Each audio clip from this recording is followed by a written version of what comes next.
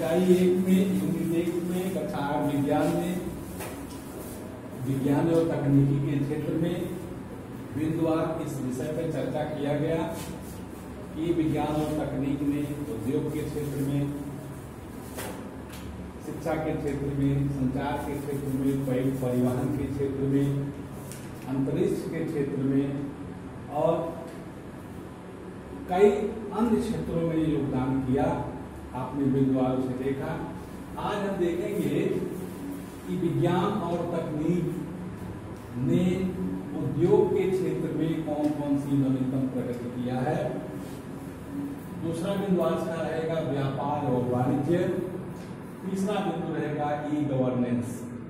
आइए चलते हैं पहले बिंदु पर, उद्योग के क्षेत्र में विज्ञान और तकनीकी का योगदान, नवीनतम योगदान क्या रहा है।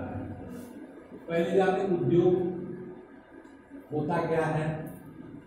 उद्योग का आशय होता है, कल हमने बताया था, क्या बताया था कल, याद आ रहा है? कच्चे माल से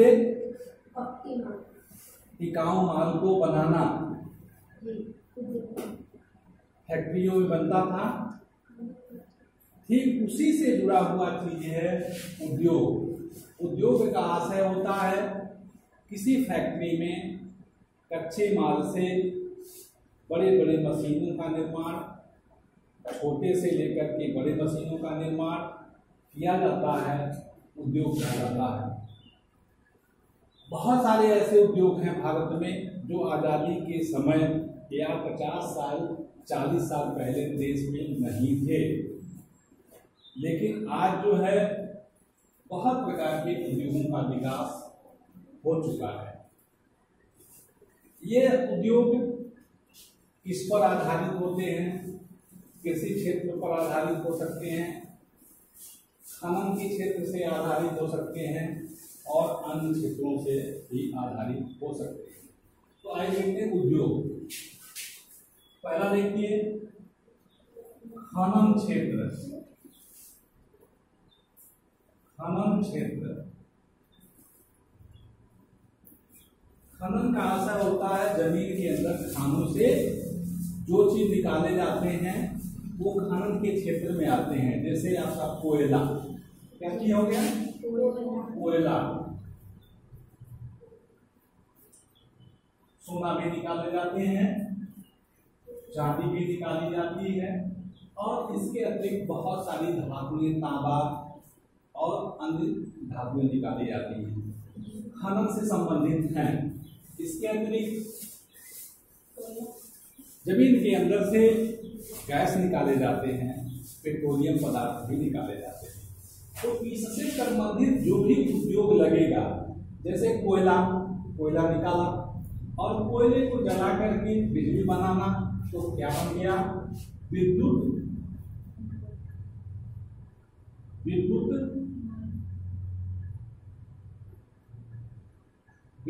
उत्पादन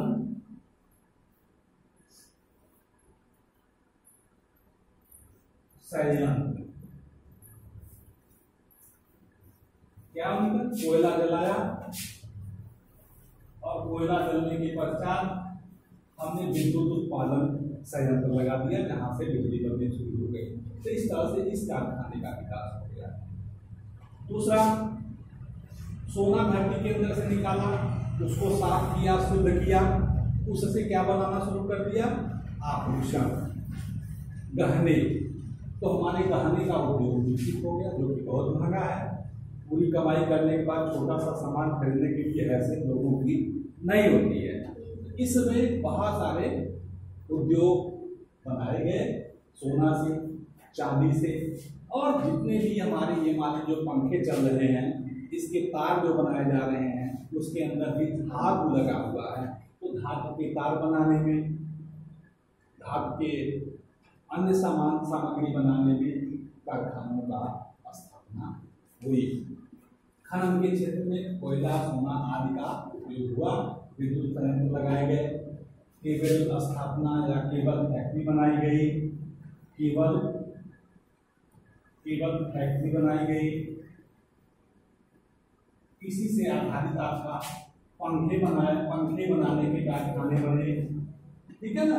मतलब इससे जुड़े हुए सब आगे बढ़ते गए, या ज्वेलरी के कारखाने, फैक्ट्री बनाई गई, मशीनें बनाई गई, तो एक खनन के क्षेत्र में हुआ।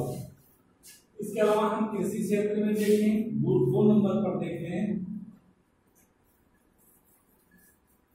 कृषि क्षेत्र में, कृषि में जो भी कल भी उदाहरण जो हमने बताया था, जो खेती में पैदा होता है जैसे गन्ना, आलू, इससे बहुत ऐसे उद्योग स्थापित हो गए जिससे पक्के माल इन फैक्ट्रियों में बनाए जाते हैं।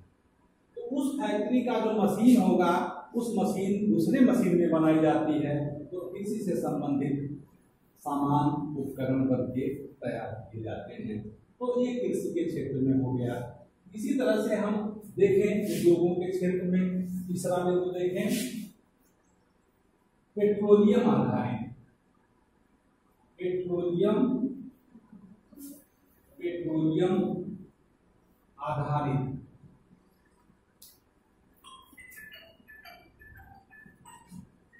पेट्रोलियम आधारित, इसका आशय हुआ जमीन के अंदर से जो भी हम निकालते हैं कच्चा तेल, चाहे वो कच्चा तेल,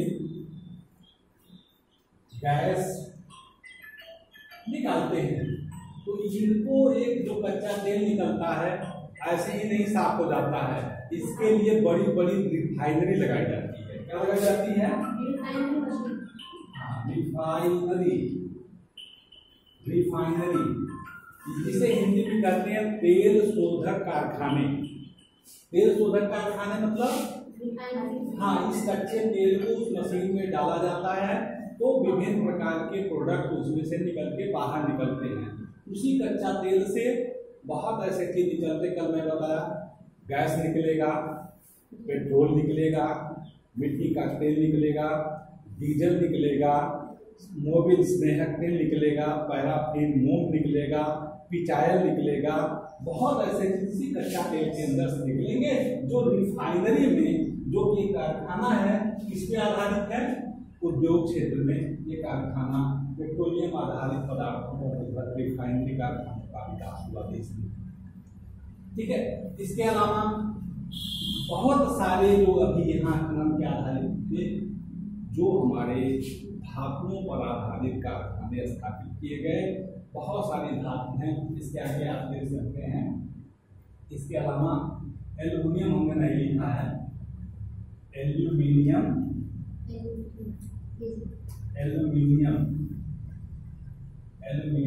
ठीक है। तांबा, लोहा, बहुत ऐसे धातुएं हैं जो धरती के अंदर से खन के निकाली जाती हैं, खोद करके निकाली जाती हैं। उस पर भी बहुत सारे कारखाने देश में लगाए गए हैं। एल्युमिनियम के कारखाना भारत में लगाए गए, उसको आप देख लीजिए। एल्युमिनियम पर आधारित हिंडाल्को, क्या चीज? हिंडाल्को, ठीक है। और बाल्को, ठीक है, और नाक्स। ये तीनों फैक्ट्री का नाम है, बहुत बड़ी फैक्ट्रियों का नाम है, जो किस पे आधारित है? एल्युमिनियम पर आधारित बहुत बड़ी फैक्ट्री है। पूरा नाम इसका है, देख लीजिए, हिंदुस्तान एल्युमिनियम कॉर्पोरेशन। देश की बहुत बड़ी ये क्या है? फैक्ट्री है। दूसरा नाम है भारत एल्युमिनियम कॉर्पोरेशन, इसका नाम है नेशनल एल्युमिनियम कॉर्पोरेशन। तो एल्युमिनियम पे आधारित, एल्युमिनियम जो होती है एक सफेद रंग की धातु होती है, चमकदार, जैसे आपकी तांबा होता है जिसमें बर्तन खाना बनाया जाता है, और इसे एल्युमिनियम का प्रयोग ऐसे ही एक धातु होती है जिससे हवाई जहाज भी बनाए जाते हैं। तो इस तरह से कंपनी के नाल्को, बाल्को, हिंडाल्को में ये एल्युमिनियम का उपयोग करके हवाई जहाज से लेकर के बहुत सारी वस्तुएं इन कारखानों में बनके तैयार होता है। तो इस पर आधारित है खानों के क्षेत्र में दिया, इलेक्ट्रिक के क्षेत्र में हमने बता दिया। इस प्रकार से बहुत सारे उद्योग हुए। पेट्रोलियम के क्षेत्र में आपको एक कंपनी मिलेगी जिसका नाम है ONGC।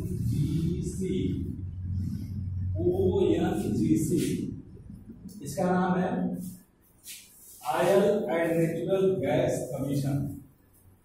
ONGC oil and natural gas commission, ठीक है ना।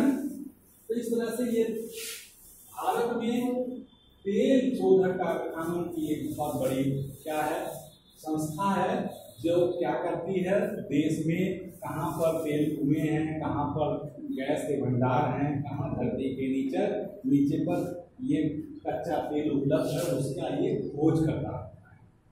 तो ये संस्था है ONGC, जो देश में कहाँ पर किस चीज का भंडार है पेट्रोलियम आधारित, उसको शोधने का खोजने का काम करती है। इस प्रकार से ये उद्योग के क्षेत्र में इस तरह से बहुत बड़ा एक परिवर्तन आया हुआ है देश में। अगला दिन तो हम ज्यादा ना लेंगे, ये सब इसका देन है, विज्ञान एवं तकनीकी का देन है। अगला क्षेत्र आप देखेंगे, इसको जरूरत से नोट करते जाएंगे।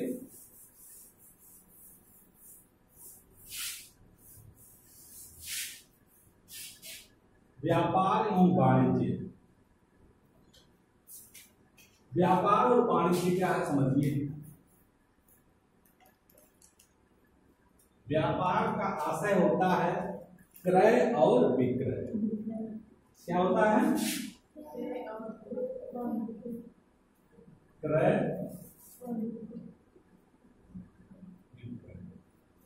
इसको समझते हैं। क्रय माने क्या होता है? खरीदना, और विक्रय माने बेचना। ये दोनों काम किसके लिए किया जाता है? कोई चीज खरीदा जाता है और बेचा जाता है, किस लिए किया जाता है, क्यों किया जाता है? पैसा कमाने के लिए। कोई चीज हम दुकान से खरीद के लाते हैं, फिर उसको बेच देते हैं, या हम कोई चीज कहीं से गाय खरीद के लाए और फिर उसको बेच दिए, यही हम धंधा कर रहे हैं। किस लिए करते हैं? पैसा कमाने के लिए। तो धन कमाने के उद्देश्य से क्रय विक्रय का काम किया जाता है, जिसे हम वाणिज्य कहते हैं। वाणिज्य, व्यापार और वाणिज्य, ठीक है ना। व्यापार का आशय होता है क्रय और विक्रय, बेचना और खरीदना होता है, लेकिन किस उद्देश्य से किया जा रहा है? धन कमाने। तो धन कमाने के लिए क्रय और विक्रय का काम करना ही व्यापार एवं वाणिज्य है, ठीक है। पहले लोग क्या कैसे खरीदते थे? जब देश में कागज के नोट या मुद्रा नहीं बना था, उसके पहले इतिहास में आपने पढ़ा होगा, बहुत सारे शासक बादशाह सोने के सिक्के चलाए, कोई चांदी के सिक्के चलाए, कोई तांबे का सिक्का चलाया, कोई कांसे का सिक्का चलाया। ये इतिहास की बात है। क्यों चलाया? उससे सामान लोग खरीदते थे और उसको मुद्रा देते थे, तो मुद्रा का प्रचलन हुआ। उसके पहले जब ये भी मुद्रा नहीं था, तो लोग सामान के बदले सामान लेते थे और सामान देते थे। कि हमारे पास गेहूं नहीं है, हमारे पास धान है, तो आप हमको गेहूं धान दोनों की जरूरत है, तो कुछ हिस्सा हम धान का उन्हें दे देते थे, उनसे हम गेहूं ले लेते थे। या दुकान पर आज भी जाइए, जिसके घर पैसा नहीं रहता है तो कहता भैया ये गेहूं आप ले लीजिए, और गेहूं का भाव जोड़ करके उस पैसे से हमको चीनी दे दीजिए, सरफ दे दीजिए और चाय पत्ती दे दीजिए। देता है ना दुकानदार। तो इसी तरह से पहले व्यापार होता था, जब क्या नहीं था? मुद्रा नहीं था। क्या नहीं था? मुद्रा, रुपया नहीं था, ठीक है। तो पुराने जमाने में लोग सामान को देते थे और सामान के बदले सामान ले लेते थे। बाद में बादशाहों ने सिक्का चलाया अलग अलग धातुओं की, उसका विनिमय शुरू हुआ, उससे करे। बाद में भारत सरकार ने नोट प्रचलित कर दिया। अब तो नोट हर साल बदल रही है, रंग बिरंगी नोट आ रही है, ठीक है ना। तो इस तरह से इस कागजी मुद्रा को हम दे देते हैं और वहां से दुकान से सामान खरीद लेते हैं। लेकिन अब नए जमाने में क्या हो गया? विज्ञान ने और हमको क्या दे दिया है जानते हैं? पैसा नहीं देना पड़ेगा, दुकान से सामान लीजिए और वहाँ एक क्रेडिट कार्ड मिला हो, जैसे हम एटीएम कहते हैं, देखा है? एटीएम उसके मशीन में लगा दीजिए, आपके खाते से पैसा आपके खाते में चला गया। हम रुपया भी नहीं देते, रुपया वाली भी बात खत्म हो गई है। हमें गाड़ी खरीदना है, हम दुकान पर जाएंगे, क्या कर देंगे?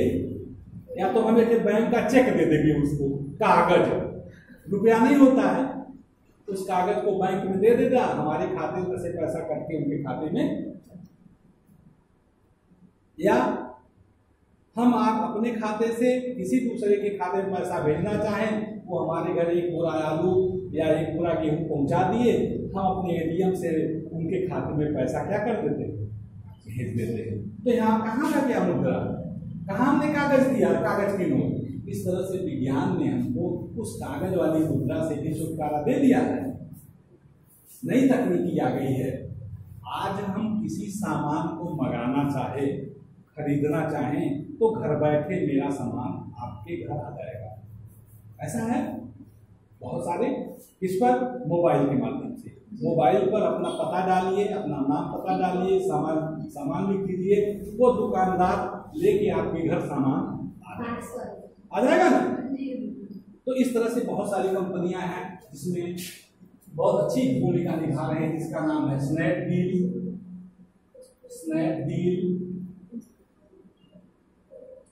अमेजन, क्या चीज, Amazon, Flipkart,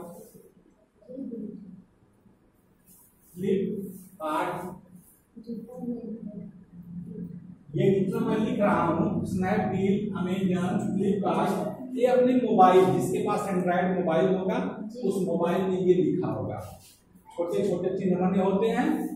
Snapdeal, Amazon, Flipkart, ये कॉमर्स की कंपनियां हैं। इन पे जैसे क्लिक करेंगे तो पता खुल जाएगा इनका, और आपसे पूछेगा आपको क्या सामान चाहिए।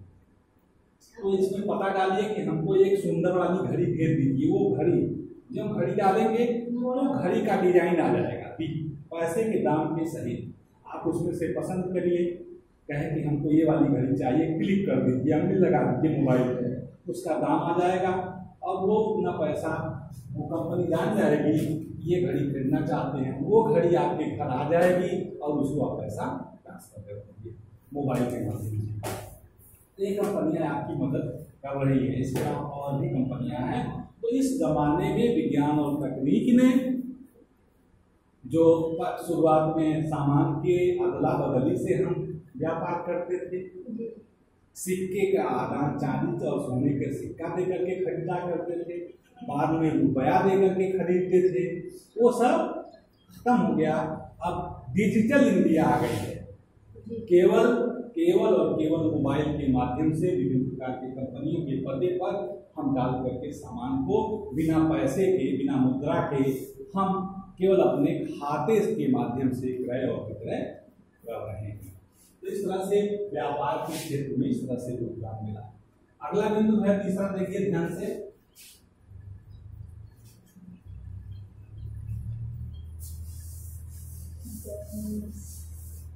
E governance. क्या है ई गवर्नेंस? गवर्नेंस माने होता है शासन व्यवस्था। जो गवर्नमेंट के आदेश हैं, जो सरकार के आदेश हैं, उस आदेश को जनता तक पहुंचाना और जनता उसका पालन करे, किसके मदद से? ई गवर्नेंस माने इलेक्ट्रॉनिक गवर्नेंस, अर्थात कंप्यूटर के माध्यम से, मोबाइल के माध्यम से, इंटरनेट के माध्यम से जितना भी सूचना है, शासन व्यवस्था है, नियमावली है, वो जनता तक सीधे पहुंच सके। ये व्यवस्था शासन ने किया हुआ है, इसे कहते हैं ई गवर्नेंस शासन।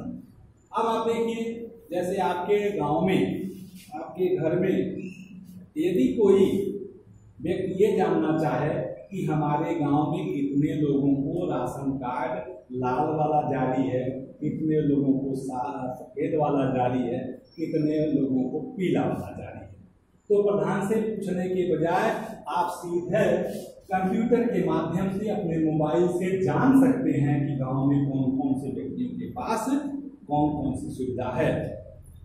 इसके अतिरिक्त सरकार क्या हमको दे रही है, क्या हमको मिलना चाहिए, सारी जानकारी इस ई गवर्नेंस कंप्यूटर के माध्यम से सारा उपलब्ध है।